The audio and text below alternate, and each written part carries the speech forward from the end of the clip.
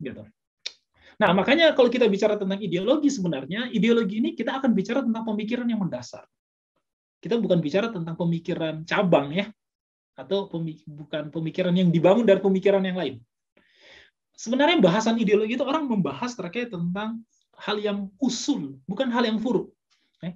Kalau salah satu guru saya itu mengatakan, kalau orang bicara ideologi, ideologi itu starting point. Dari mana kemudian kita memulai. Gitu.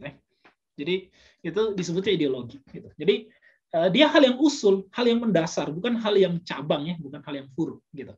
Nah, makanya ketika orang bicara tentang mabda, itu pasti orang bicara tentang sesuatu yang sangat mendasar, sangat asas.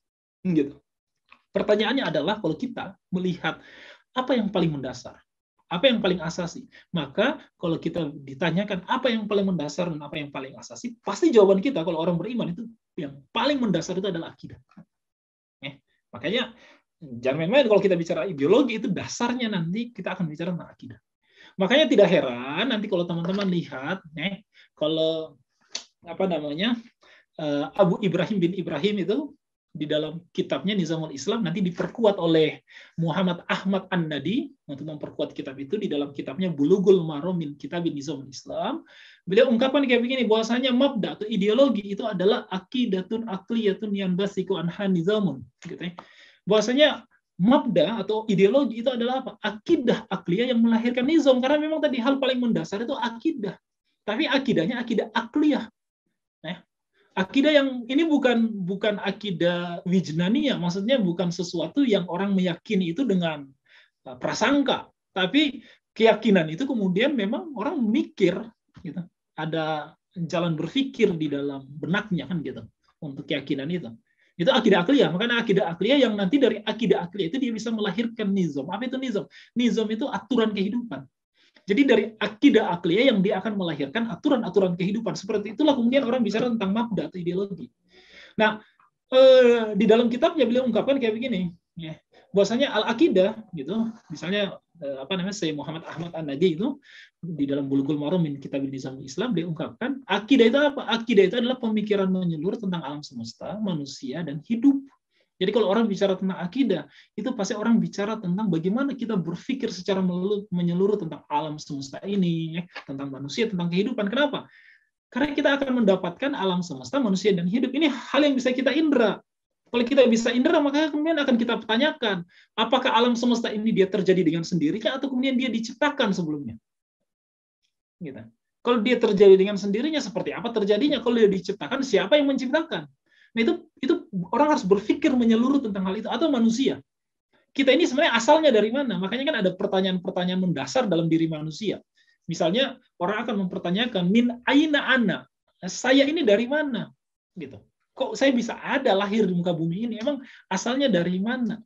Kalau orang jawab kemudian kita kan dari orang tua kita. Nah, orang tua kita dari mana? Dari kakek nenek kita. Kakek nenek kita dari mana? Dari buyut kita sampai terus. Misalnya sampai manusia pertama. Pertanyaannya manusia pertama dari mana? Gitu. Nah, itu pemikiran menyeluruh. Orang akan bertanya tentang itu semua. Sehingga nanti mereka akan mengkaitkan. Karena kalau kita bicara berpikir menyeluruh tentang alam semesta, manusia, dan kehidupan, ini kan alam kehidupan dunia hari ini yang bisa kita indra. Itu kehidupan dunia yang hari ini kita sedang jalani. Makanya ketika orang bicara terkait dengan berpikir menyeluruh tentang alam semesta, manusia, dan hidup, sebenarnya ini berpikir menyeluruh tentang kehidupan dunia hari ini. Tapi nanti dia akan hubungkan bagaimana kehidupan dunia itu dengan sebelum kehidupan dunia dan setelah kehidupan dunia. Gitu. Itu akidah. Gitu. Nah, kalau nizam itu apa? Nizam itu kan aturan kehidupan. Nah, apa itu aturan kehidupan? Aturan kehidupan itu adalah problem solving. Dia solusi-solusi atas setiap persoalan-persoalan yang dialami oleh manusia. Contoh misalnya, ada manusia dan manusia, mereka berproblem, mereka punya persoalan. Tapi manusia yang satu dia sebagai pemimpin dalam kehidupan bernegara misalnya. Manusia yang satu dia rakyat. Berarti ketika ada persoalan antara pemimpin dan rakyat, orang butuh nizam, orang butuh aturan kehidupan. Karena aturan kehidupan itu solusi. Maka kenapa nanti ada yang kita kenal sebagai nizamul hukmi, ada sistem pemerintahan. Nah, poinnya berarti keberadaan sistem pemerintahan itu dia harus menjawab persoalan-persoalan yang dihadapi oleh manusia dalam persoalan di bidang pemerintahan, gitu ya. Persoalan ekonomi kan juga gitu. Orang punya persoalan. Makanya orang butuh nizam iktisadi. Orang butuh kemudian sistem ekonomi, gitu ya. Nah, itu nizam. Berarti setiap solusi-solusi untuk menyelesaikan problem manusia itu dia harus lahir dari akidah. Ya, itu kalau orang bicara mabda nanti ada keterkaitannya kayak begitu. Nah, kalau di dalam kitab yang lain, ini apa namanya, Syekh Muhammad Hawari, gitu, beliau punya judul itu kemudian Syarhul Taqatul Hizib. Beliau mengungkapkan kayak begini terkait tentang mabda atau ideologi. Beliau sampaikan bahwasanya ideologi itu sebenarnya pemikiran yang tinggi. Beliau ungkapkan orang bicara ideologi itu sebenarnya orang bicara tentang al-fikru ar-roqi, sebuah pemikiran yang tinggi. Gitu. Kenapa dikatakan sebagai pemikiran yang tinggi? Kalau ideologi itu pemikiran yang tinggi, karena dia memiliki dua sifat. Sifat pertama itu dia mendalam, namanya umuk, ya. Jadi apa namanya, ide ini dia mendalam. Dia membahas semua substansi apa yang kemudian harus dibahas dari sesuatu itu sendiri. Itu namanya umuk, dia mendalam. Gitu. Yang kedua apa? Dia syamil, dia menyeluruh. Semua bagian itu pasti dibahas oleh ideologi. Jadi ideologi itu bahasannya dia bisa membahas sesuatu secara mendalam dan dia bisa membahas sesuatu secara menyeluruh. Makanya ideologi itu disebut sebagai pemikiran yang tinggi karena dia umuk itu mendalam, syamil itu dia menyeluruh. Gitu.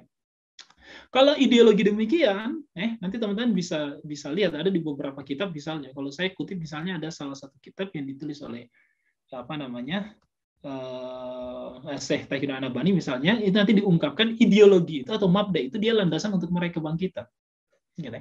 Makanya kalau mau bangkit, orang kalau ingin bangkit itu kemudian mereka harus mengambil pemikiran yang tinggi. Gitu. Kalau beliau itu di dalam apa namanya, misalnya di dalam kitab Hadis Usyam itu mengungkapkan bahwasanya yang dimaksud dengan kebangkitan atau an-nahdo itu beliau sebut sebagai irtifa'ul fikr, tingginya pemikiran. Artinya kalau orang bicara tentang kebangkitan, kalau orang ingin bangkit maka dia harus mengambil pemikiran yang tinggi. Dan pemikiran yang tinggi itu ideologi, karena ideologi dia memenuhi sifat dari pemikiran yang tinggi, gitu ya.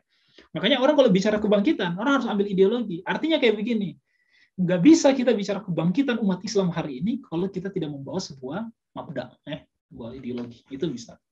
Atau misalnya di beberapa kitab yang lain, kalau dalam kitab Daulah misalnya, Syekh Abu Ibrahim, atau misalnya apa namanya, Syekh Muhammad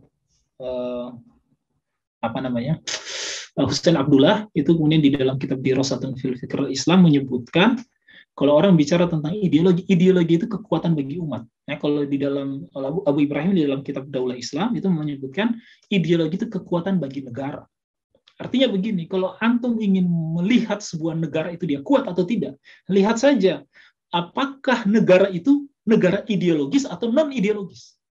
Kalau dia negara ideologis, dia pasti negara kuat. Kalau dia negara non-ideologis, nah negara-negara ini biasanya kemudian menjadi korban dari negara-negara ideologis yang menginvasi mereka nantinya. Begitu juga umat. Kalau orang bicara tentang umat itu, kekuatan umat itu terletak pada apakah di umat itu mereka punya pemikiran ideologis atau tidak. Ya. Jadi itu yang pertama, itu yang pertama kita bicara tentang definisi ideologis.